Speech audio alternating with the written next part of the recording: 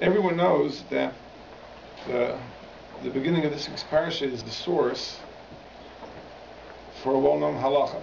We know that at the Pesach Seder we drink 4 cups of wine. What's the basis of that?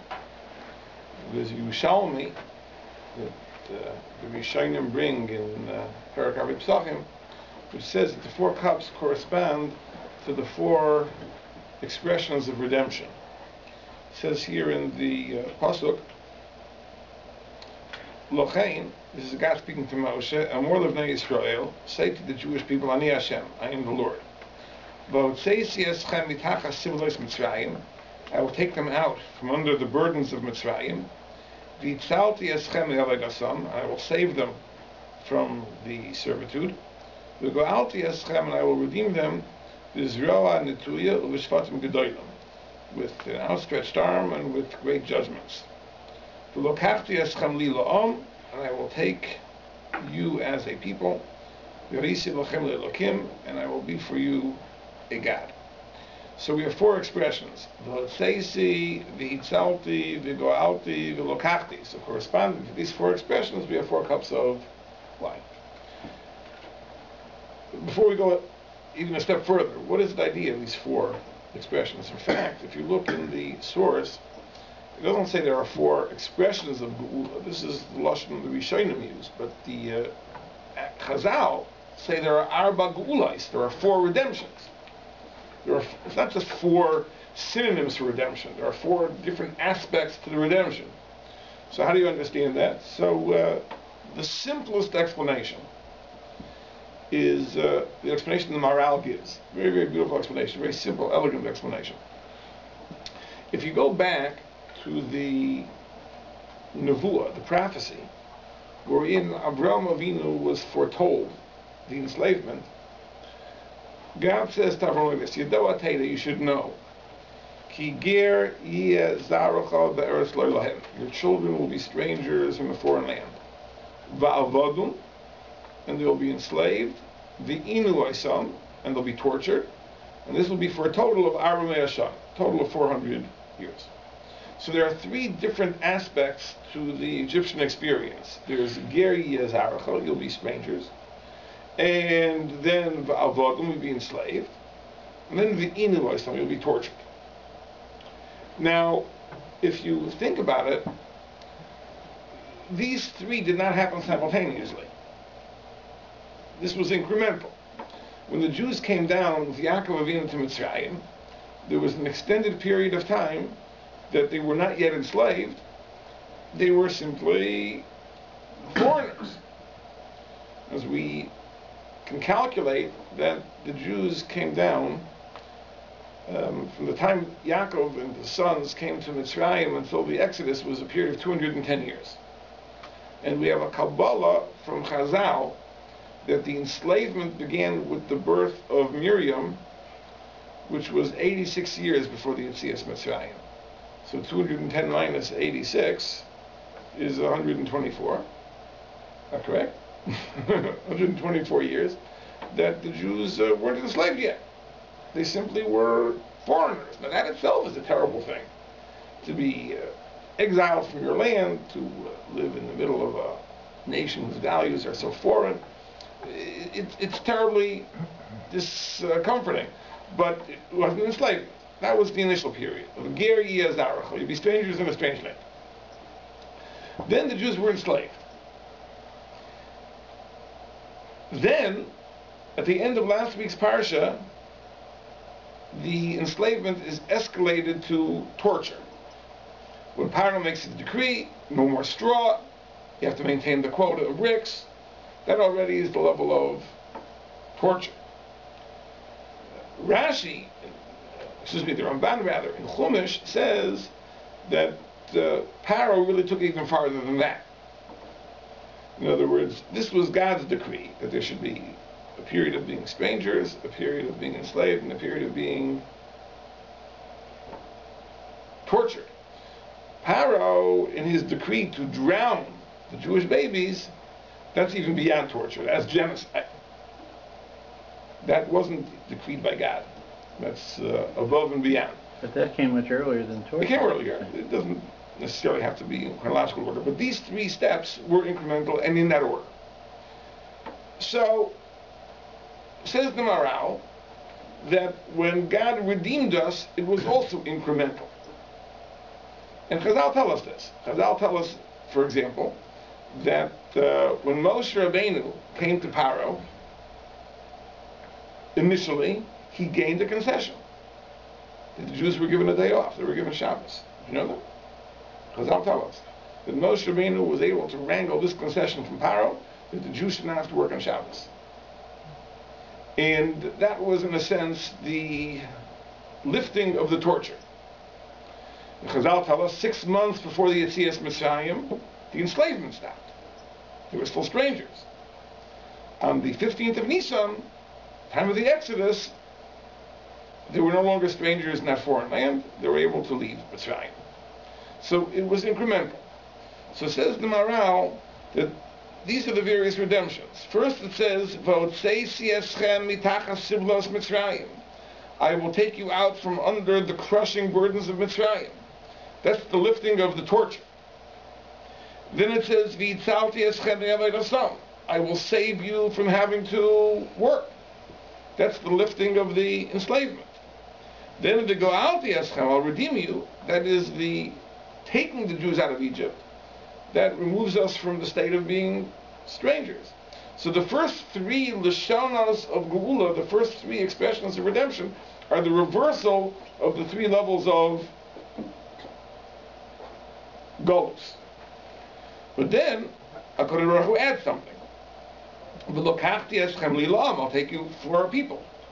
What does that refer to? So that most certainly refers to Ma'amad Har Sinai. That refers to HaKadosh Baruch Hu establishing a covenant with us at Har Sinai, giving us the Torah. At that moment, we became God's people. Until that point, we are, I guess, God's people in potential.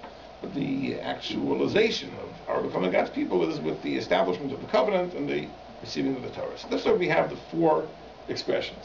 First, the torture ended. Then the enslavement ended. Then the being strangers ended with our physical departure from Egypt. And then we were taken as a people. Now, if you look in the Chumash, there's a fifth expression. It says, Ve'vesi eschem el ha'aretz. I will bring you to the land, asher nasasi es yadi, which I swore to give to Avraham, Yitzchak, and Yaakov. There's a fifth expression, Ve'vesi, I'll bring you to Eretz Yisrael. Now there is an opinion in the Gemara, Reb Tarfon. Reb Tarfon says that at the Seder you should have 5 cups of wine. It'd be hard to imagine doing that. Even 4 seems to be quite a bit. Though it's one of those ironies of Jewish life that just 1 month before Pesach, Purim, there's no problem. Drinking, everyone is fine with that. But 1 month later, Pesach, everyone is wondering, what's the smallest glass I should be allowed to use? 3 ounces, 2 ounces. Anyway, maybe it's because it's after Purim, so everyone is still cautious. But Reb Tarfon says you have 5 cups of wine. We don't pass them like Reb Tarfon. But the Rishonim explain, there's a Ravid that explains that the rationale of Reb Tarfon is because, in fact, there are 5 Lashonos of Geula. In addition to the first 4, you also have the Hevesi. So there really are 5 expressions. And therefore it's appropriate to have 5 cups of wine. Now, we don't paskin that way. We don't rule that way. We only have 4. So the question is, what happened to the Hevesi? What happened to the 5th expression? I will bring you to Eretz Yisrael.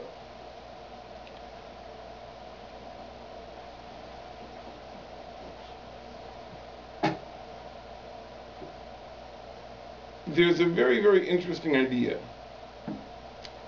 which many, many Sfarim say. They explain it in different ways. But the basic idea is like this. As we know that Moshe Rabbeinu should have led the Jewish people into Eretz Yisrael. That's what was meant to be. But Moshe Rabbeinu sinned. There was a very tragic episode at the Mei Meriva with the rock, the water, you know the story. And Moshe Rabbeinu was denied the right to take the Jews into Eretz Yisrael. So there's an idea, which many Mepharshim say, which is this, that if Moshe Rabbeinu would have led the Jews into Eretz Yisrael, there would be no subsequent Golus. The Jews would never have been uprooted, never would have been exiled from Eretz Yisrael, they would have been planted there forever. But because it wasn't done by Moshe Rabbeinu, instead it was done by his disciple Yeshua, therefore as a result, the potential for exile existed. Now the idea which underlies this is that Moshe Rabbeinu had a special gift, that his actions, his works, had a permanence. Whatever Moshe Rabbeinu achieved is forever. Because Moshe Rabbeinu took us out of Mitzrayim, we never went back. Moshe Rabbeinu brought us the Torah, it was never taken away. If Moshe Rabbeinu would have brought us to Eretz Yisrael, that would have never been taken away. Now, there was a special bracha, a special blessing that Moshe Rabbeinu had, that whatever he touched, whatever he did, had a permanence. Yeshua didn't have that same bracha. So since Yeshua was the one who brought us into Eretz Yisrael, who led us, our grasp on Eretz Yisrael is tenuous, and it can be taken away. It can be conquered, we can be exiled. But Moshe Rabbeinu, if he would have done it, it would have had a permanence. This is what many Mepharshim say. And just to illustrate this point, it's a very interesting thing. The Sforno says, in the beginning of Parshas Pekudei, brings an idea which really is hinted to in a Gemara, that the Mishkan was never destroyed. The Mishkan was never destroyed. It was replaced. It was superseded when the Beis HaMikdash was built. But it was never destroyed. What happened to the various parts of the Mishkan? They were buried. They were buried under the site of the Beis HaMikdash. There was some storage room where all the parts of the Mishkan were stored, but they never were destroyed. It's really a Gemara. The Gemara says that the krushim, the boards of the Mishkan, are atze shitim oimdim. They were made of standing shitim wood. So the Gemara says, what does it mean, standing? Oimdim la'adu omer olam, standing forever. Or they'll never be destroyed. The time came to build a permanent structure, so they were stored away, but they never were destroyed. The Beis HaMikdash was destroyed. By Svishtan, by Sheni. What's the difference? The difference is, says the Sforno, because the Mishkan was built by Moshe Rabbeinu. He oversaw the labor, so therefore it had a permanence. Moshe's works have permanence. The Beis HaMikdash was built by Shlomo HaMelech, didn't have the same permanence. This is the idea. Many Mepharshim say this idea. The Maharal says the same idea, but he says it in a different way. He says it in a different way. Very interesting way. He says like this. He says that really the entry into Eretz Yisrael should have been a part of the Yetzias Mitzrayim. But the Yetzias Mitzrayim and the entry to Eretz Yisrael really are one and the same. It's not two different things. The exodus from Egypt and the coming into Eretz Yisrael. Really, it's one thing. We were taken from Egypt to come into Eretz Yisrael. And therefore, in the same way that the Yetzias Mitzrayim is permanent, the entry into Eretz Yisrael should also have been permanent. But what happened? Forget Moshe Rabbeinu. Why did the Jewish people not go into Eretz Yisrael immediately? It was the chet of the Meraglim. Because of the chet of the spies. So the entry into Eretz Yisrael was severed from the Yetzias Mitzrayim. And therefore, although the Yetzias Mitzrayim is permanent, the entry into Eretz Yisrael is not permanent. In other words, the Maharal doesn't see this as having to do so much with Moshe Rabbeinu, as having to do with the disconnection of Eretz Yisrael from the Yetzias Mitzrayim. Let's try to understand this a little bit. Now, if you look through the Chumash, you see leaving Egypt is never presented as something intrinsically valuable. It's always leaving Eretz Mitzrayim to go to Eretz Yisrael. And go back to the burning bush, go back to all the times that God speaks to Moshe Rabbeinu, go back to our parsha, it's always presented that way. God is going to take us out of Mitzrayim in order to go to Eretz Yisrael. That's the objective. And therefore, in a sense, the coming to Eretz Yisrael really is meant to be the completion of the Yetzias Mitzrayim. We haven't really left Mitzrayim until we're in the next place. By analogy, I'll share with you an interesting halacha. There's a halacha that in certain blessings, in the Shmoneh Esrei, there are insertions that have to be made. So, for example, in the second blessing of Shmoneh Esrei, during the rainy season, you have to say, Mashav Haruach Mered HaGeshem. We praise God as the one who sends the rain. Once you finish the second bracha, if you do not say Mashav Haruach Mered HaGeshem, you have to go back to the beginning of Shmoneh Esrei. You've botched it. But when is it considered that you finished the second blessing? So I would have said it's considered you finished the second blessing when you say the last word. Baruch atah Hashem mechaya hamesim. You finished the second blessing. So then, if you didn't say Mashav Ruach, it's too late. That's not the halacha. The halacha is, it's not considered that you finished the second blessing until you say the first word of the third blessing. When you say the atah of atah kadosh, the first word of the third blessing, then it's considered you finished the second blessing. If you remember after the word Mechaya HaMesim, at that point you can say Mashiv Haruach Mered HaGeshem, and it's considered as if you inserted it into the middle of the blessing. Meaning, it's not considered that you finished the blessing until you go on to the next thing. If you haven't gone on to the next blessing, you're still considered in the middle of the second blessing. So by analogy, at what point is it considered that you left Mitzrayim? When you're in your next place, when you're in Eretz Yisrael, then you left Mitzrayim. But if you're in transit, you're still leaving Mitzrayim. And there are many, many hints to this.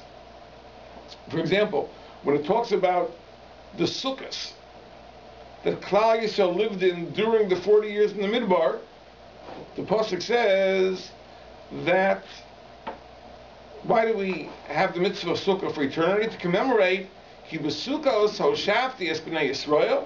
I placed the Bnei Yisrael in Sukkos, b'hotzi'i osam me'eretz Mitzrayim. When I took them out of Eretz Mitzrayim. That's a very funny way of putting it, because they really lived in Sukkos over the next 40 years.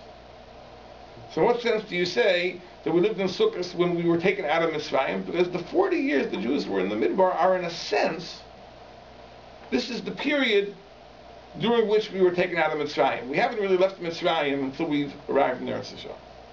So in theory, the arrival in Eretz Yisrael is meant to be the part of the Yetzias Mitzrayim, because the tachlis, the objective, the purpose of the Yetzias Mitzrayim is not simply to be free. The purpose of Yetzias Mitzrayim is that we come to the Promised Land and avail ourselves of all the spiritual opportunities of Eretz Yisrael. I mentioned last week, by the way, the very interesting interpretation of the Svarno about the burning bush, the sneh. That what does the sneh symbolize? So we know that the Chazal say that the burning bush symbolizes the indestructibility of the Jewish people. The bush symbolizes the Jewish people. The fire corresponds to the various tortures and persecutions.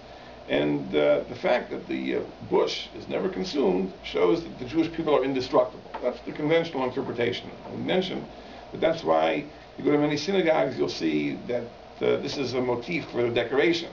Sometimes the paroches, the cover for the ark, sometimes the cover for the Sefer Torah, will have the image of the burning bush with the words Hasneh inenu ukol, the bush is not consumed, to symbolize this idea of the permanence, the indestructibility of the Jewish people. This is especially a poignant theme after the Holocaust. And you find this in synagogue decoration. But the Svarnos is an amazing interpretation, which is that the bush, the thorn bush, really corresponds to the Egyptian people. And the flames correspond to the makos that God is going to bring upon the Egyptians. V'hasneh inenu ukol means that the Egyptians won't be destroyed. So what is the what is the point of the Egyptians not being, like the whole prophecy of the burning bush is to tell Moshe Rabbeinu, you should know that the Egyptians are going to survive the Makkos, and the Egyptians will survive, will be spared.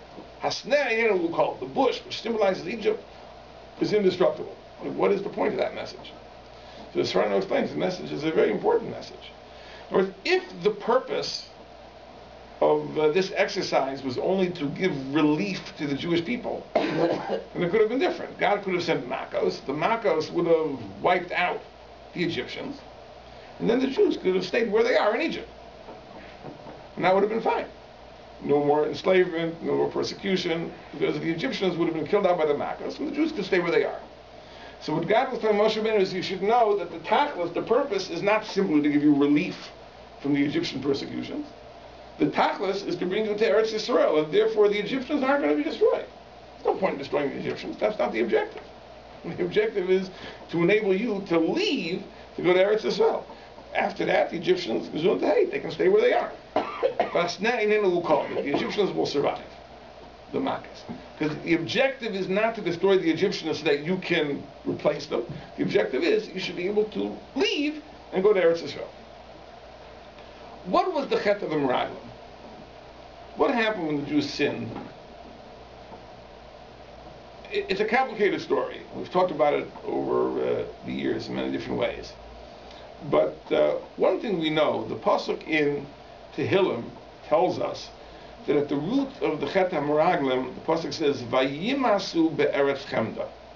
They scorned the coveted land. Because Eretz Yisrael is the desirable, the coveted land. It's the land that everyone should want. It's the land that was so rich in its physical characteristics and its spiritual qualities.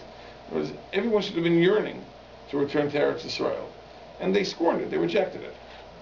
What they really said was that we can stay where we are in the Midbar, which is perfectly fine, and we can have a vibrant Jewish life without Eretz Yisrael. Now, how do you see that in the parsha? It's a very simple observation.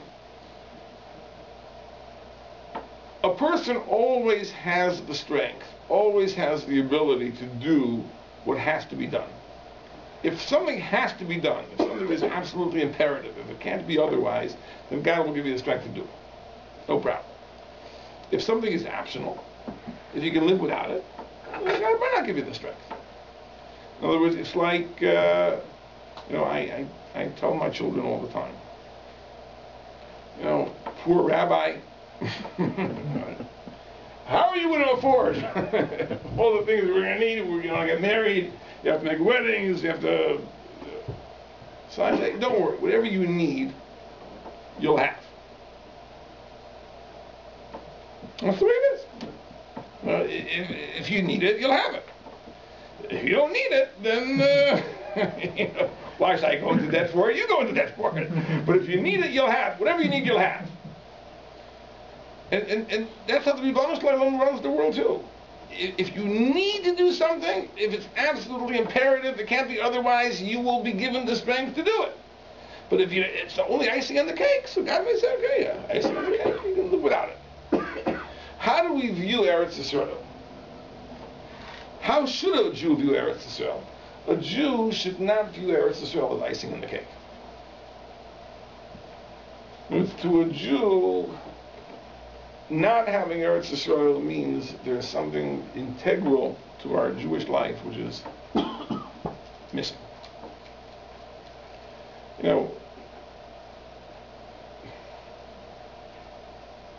Maybe I shouldn't say this because we're sitting here in Toronto. And it's very hard for us to justify if so. So what are we doing here? Why aren't we there? I don't know the answer to that question. But rather than developing a convoluted cheshbon to justify living in Chutz La'aretz, I'd rather just say that we are inconsistent. We are consistent. We don't live up to what we know to be the truth. And Eretz Yisrael is integral, is vital. And our Jewish life is incomplete. It's incomplete. And Baruch Hashem, we live in a time where we are better able to see it now. In Jewish history, there were many, many, many eras where the Jewish life seemed to be more vibrant in Chutz La'aretz than in Eretz Yisrael. Eretz Yisrael was desolate, it was abandoned. European Jewish communities were thriving. So in those times, it was probably harder to see the centrality of Eretz Yisrael. But now we're reaching the point where we all know it. We all know that whatever we do in Chutz La'aretz, outside of Eretz Yisrael, it's a pale shadow of the vibrant Jewish experience in Eretz Yisrael in so many different aspects. Eretz Yisrael is central. We all understand that. If you see it as such, then you have the strength to overcome the obstacles. If you see it as icing on the cake, then everything seems insurmountable. Go to Eretz Yisrael, I don't know if it's as much of a problem now as it was. There are some people that have problems dealing with the bureaucracy. The government agencies are notoriously inefficient. I remember, and this was like years and years ago, when I was a Bach, I was a student learning in Yeshiva in Eretz Yisrael, I had to renew my student visa. So I go to this government office, I don't know, I got there, I come to this office, and I noticed that the secretary who's sitting there receiving the applications has an inbox. I noticed she has a very interesting way of ordering the incoming applications. That every application that comes in goes to the top of the pile. So that means the longer you're waiting, the further down in the pile you're going. It's like, last come, first served, which is really the opposite of what you'd expect. So you subject yourself to this bureaucracy, and it all depends. Because if you expect it to come easy, if it's not that important to you, you might say, I'm not going to even try to move to Eretz Yisrael or be in Eretz Yisrael. It's so hard to deal with the bureaucracy and the red tape, and it's easier to stay here in Canada, which, by the way, also has its fair share of red tape. But I'm not going to go. But if you see it as something which is vital, then you understand. Chazal tell us that Eretz Yisrael is one of the three things which is niknas b'yisurin. It's one of the three things which is acquired only with pain, and it's worth it. It's worth it. But this is really the issue. The Jews at the time saw that the conquest of Eretz Yisrael presented certain obstacles. There were difficult obstacles. There were peoples there that were very strong. It would be difficult to fight them, and they had a dilemma. The likelihood is, if things follow the natural course, we're not going to be successful in dealing with those nations. So if the Jews would have had the attitude, but it can't be otherwise, we have to. So if we have to, of course, God will give us the strength to do it, and we can do it. And that's what Kalev told the Jewish people. He said, listen, if Hashem wants us, of course we can do it. But they didn't see it that way. They said, we have to go to Eretz Yisrael, we'll live here. It's fine. We'll live here in the Midbar, and we'll have a very, very vibrant Jewish life. We'll eat man, and we'll drink the miraculous waters of the Be'er, we'll bring korbanos in the Mishkan, and it'll be fine. We don't need Eretz Yisrael. So they didn't see Eretz Yisrael as imperative. Accordingly, they were frightened, because if you don't see it as necessary, you won't have the strength to take it.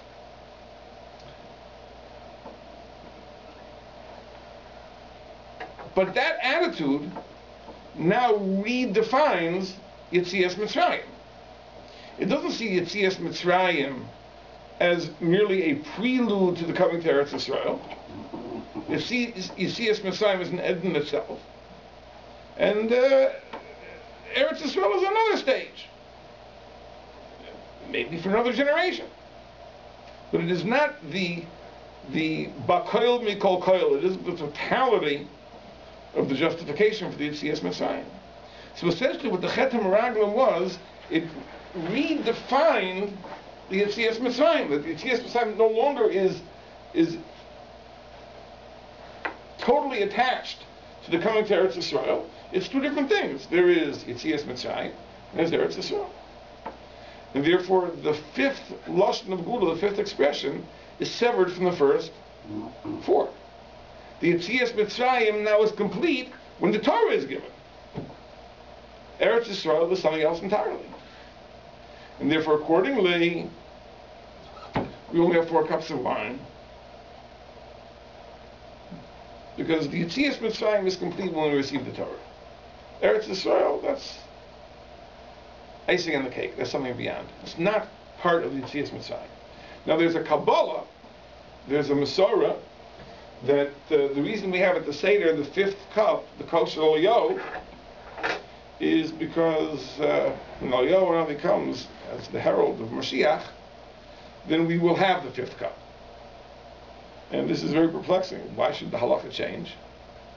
And I think that we all understand that the coming of Mashiach is the tikkun, means it's the rectification of all the sins of Jewish history. All the sins of Jewish history are straightened out when Mashiach comes. And one of them will be the Chetem Meraglim. Whatever kilkulim, whatever corruption was introduced by the Chetem Meraglim, that will be rectified with the coming of Eliyahu and Mashiach, including the correct attitude to Eretz Yisrael.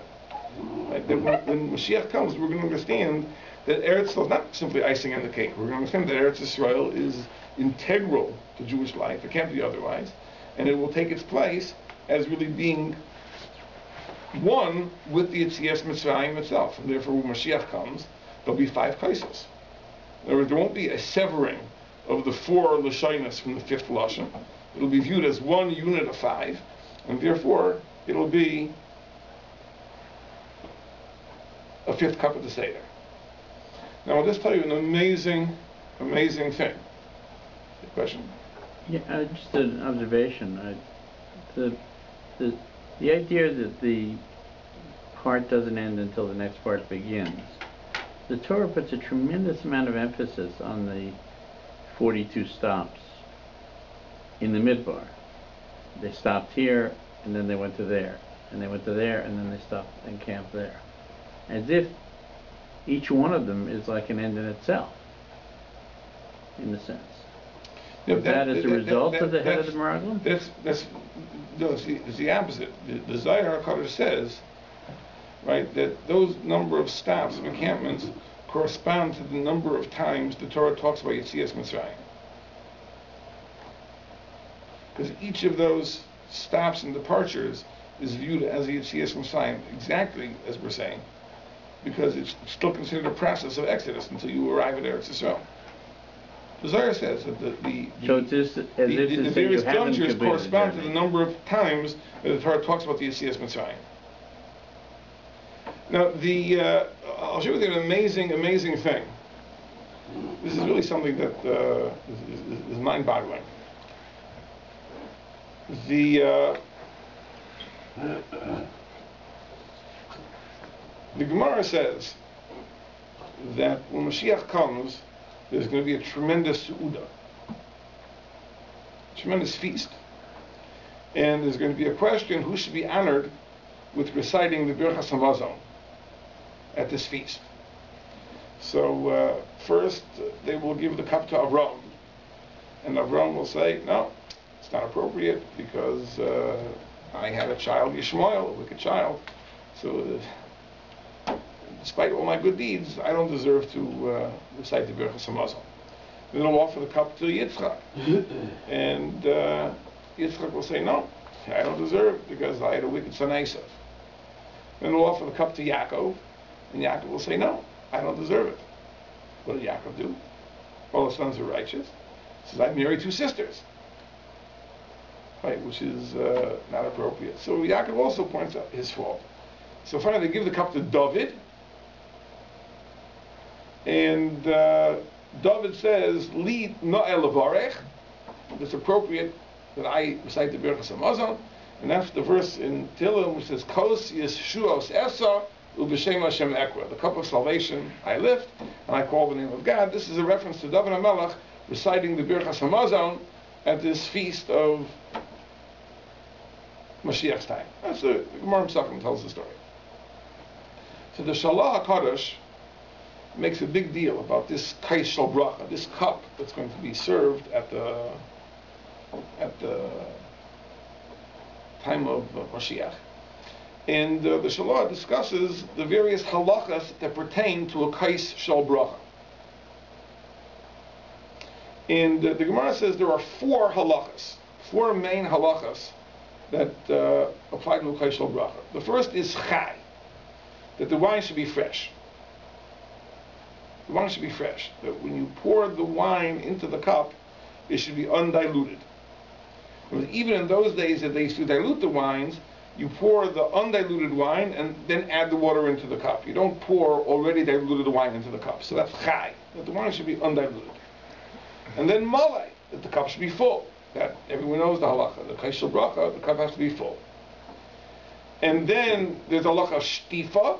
Shtifa means they have to rinse the inside of the cup out. It has to be perfectly clean inside. Then there's hadacha, that the outside of the cup has to be perfectly clean. So chai, malay, shtifa, hadacha. These are the 4 halachas that pertain to kaishel bracha. V'simonech, and how do you remember this? Because these 4 letters, 4 words, ches, mem, shin, hey, are Rashi Tevis, the first letters, spell the word chamisha. Now the word chamisha, of course, means 5. So this is very peculiar.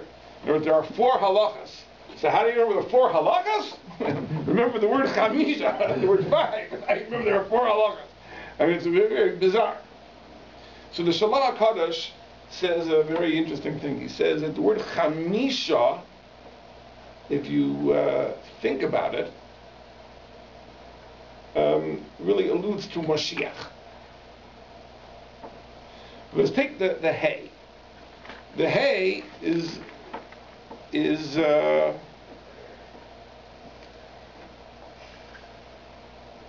a numerical value of 5. Correct? The word chamisha, the word itself, has a numerical value of 5, because it's the word 5. So add 5.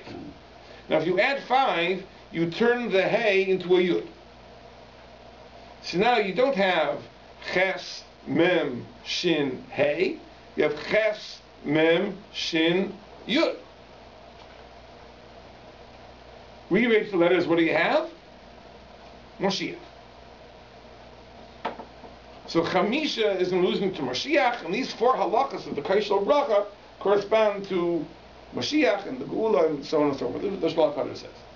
Now the truth is this. The truth is that chamisha, 5, really is the side, is the mystery of Geula. Geula is related to the letter Hey and the number 5. You know that, of course. You know that? The redemption corresponds to the letter Hey and the number 5. I have to explain it? Okay, explain it. See, it's a very interesting thing that the letter Dalet, which is the number 4, is the letter which corresponds to dispersion, being spread. Whenever we talk about scattering, we talk about the Arba Kanfes Ha'aretz, the 4 corners of the earth. Toward the Arba Ruchas, the 4 winds. It says in the pasuk, "V'nohar yotzei me'Eden," there was a river that emerged from Eden, l'hashkos hasagon, to water the garden, and from there it separated v'hoya la'arba roshim, it divided into 4 tributaries. 4 is always the dispersion, north, south, east, west. 4 is scattering, is spreading. What is the letter Hey? The letter Hey is a dalet with a point in the center. That's what a hay is. It's a dalet, and there's a point. Doesn't have an extra side. The dalet doesn't have. No, it's a dalet. The letter hay is a dalet, and there's a little dot, so to speak, a little point that's in the hay. That's a dalet. That's a dalet. Good. So, don't you need this? Not a ches, a hay. The ches is connected. Not a ches, the letter hay. Doesn't the hay have a side here? It's not connected, it's just a little bit. Right. Right? Oh, you're saying not this dot, this is the dot. That's the dot, right. Got it, okay. Right? Okay. Now, what does that mean? It means like this. Maral explains. It means that in Jewish galus, even if Jews find themselves scattered over the 4 corners of the earth, they always are connected to their spiritual center. They are never scattered to the point of total disconnection from that which unites us. We're always connected to Eretz Yisrael, we're always connected to Yerushalayim. We daven towards Yerushalayim. This is our rallying point. And therefore, Jewish exile is not Dalet. Jewish exile is Hey. And because it's Hey, because we're always connected, that's why the potential for redemption always exists. Because if we were to lose our connection to the center, then Chas v'Shalom, Golus could become a permanent phenomenon. But it's because we're connected, that's the side, that's the mystery of Geula. Because we're always connected. When the Geula is actualized, the Hey actually becomes an Aleph. Aleph is one. In other words, we are no longer spread over the four corners, connected to the center, we're united as one. The Maral points out that the words for Golus and Geula really are the same. The word for Geula, the root is Go'al, Gimel Aleph Lamed. The root for exile is Gimel Lamed Hey. The difference is the one has a Hey and the other has an Aleph. The Gimel and Lamed are constant. And that's the idea, that in Golus, we're never totally disconnected. It's not a Dalet, it's the letter Hey. We're connected to our spiritual center. When the redemption is realized, then the Hey becomes into a Aleph. So redemption is very much related to the letter Hey. It's the letter Hey, it's the sod of Hey, which allows for redemption. So Chamisha really relates to redemption. But as we're saying tonight, it's even more than that. Chamisha, when the four of the shyness of Geula become five, when the Chet HaMeraglim is rectified, when we see the centrality of Eretz Yisrael, then it becomes five. That's Chamisha. That's when Golus ends. That's when Golus ends. Golus will end when we understand that Eretz Yisrael is our place. We understand that's where we have to be. When we understand that's where we have to be, and the present state of affairs can't continue, then undoubtedly HaKadosh Baruch Hu will bring it about that we will be brought back. Now there's a theme that runs through many, many Svarim, that the reason the Golus is so long is not so much because of our Averis, but the reason the Golus is so long is because we're happy where we are. Because when we come to the realization that this is not the way it's meant to be, that we have to be back in Eretz Yisrael, and we have to have Mashiach, then the Golus will end. Because the HaKadosh Baruch Hu will give us what we need. What we desperately need, the HaKadosh Baruch Hu is ready to give us. If we don't need it, Hashem says, you don't need it, I'm not going to force you to take it. No, HaKadosh Baruch Hu's attitude is that I'm not forcing anybody to do anything. You want it, I'm willing to give it to you. You don't want it, then you'll survive without it. When we understand the centrality of Eretz Yisrael, we'll be there. And therefore, that's really the idea of Chamisha. Chamisha is the side of Golus. When the four of the shyness of the Geula become five, then that's the time of Mashiach. But that really is the issue, and that's what really is operating over here. I'll point out a very interesting thing. This idea that we've said that in the present state, the Geula really ends before Eretz Yisrael, is really brought out by the very fact that Sefer Shemos is constructed the way it is. There's a very, very interesting Ramban. We've said the Ramban many times. The Ramban says that Sefer Shemos is the Sefer Geula. It's the book of redemption. It's the book of redemption. The Ramban raises the question, in what sense is it the book of redemption? The first few parshas, Shemos, Va'era, Bo, B'Shalach, tell us the story of Yetzias Mitzrayim. But beyond that, it goes down to other things, to giving of the Torah, it goes down to the building of the Mishkan, and so on and so forth. In what way is this the book of redemption?